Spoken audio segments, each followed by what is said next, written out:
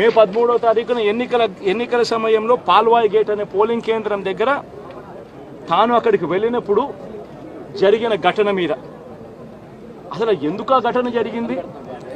ఎవడన్నా కొద్దో గొప్ప కనీసం ఆలోచన చేసేవాళ్ళు ఎవరైనా ఆలోచన చేయాలి కదా.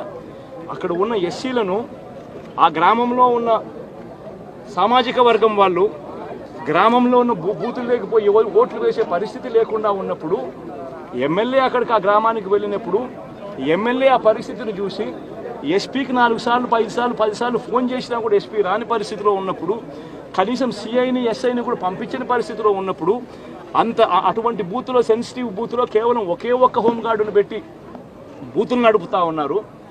అటువంటి పరిస్థితిలో అన్యాయం జరుగుతూ ఉందని చెప్పడం కోసం, అన్యాయం జరుగుతూ ఉన్న వాళ్ళ పక్షాన్ని నిలబడడం కోసం ఎమ్మెల్యే లోపలికి పోయి ఈవీఎంను పగలగొట్టే కార్యక్రమం జరిగింది.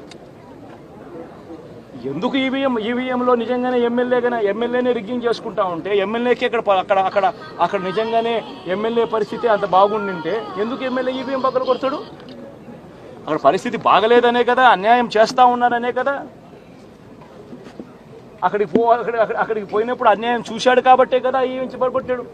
ఆ ఈవీఎం ఏదైతే పగలగొట్టిన కేసులు ఏదవుతుందో తనకు బెయిల్ వచ్చింది.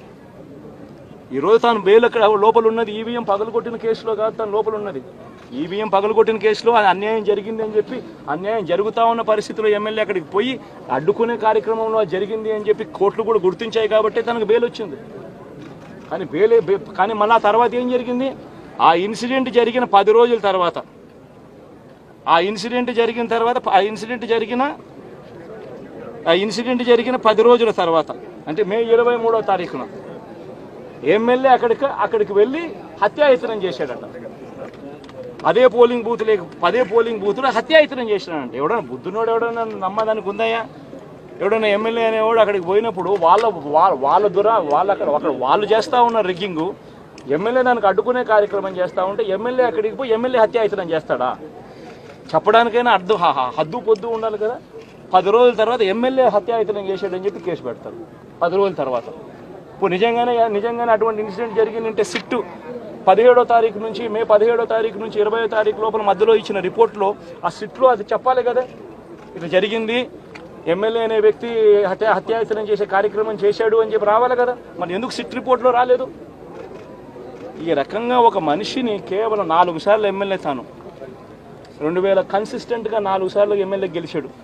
2009లో గెలిచాడు, 2011లో గెలిచాడు, 2014లో గెలిచాడు, 2019లో గెలిచాడు.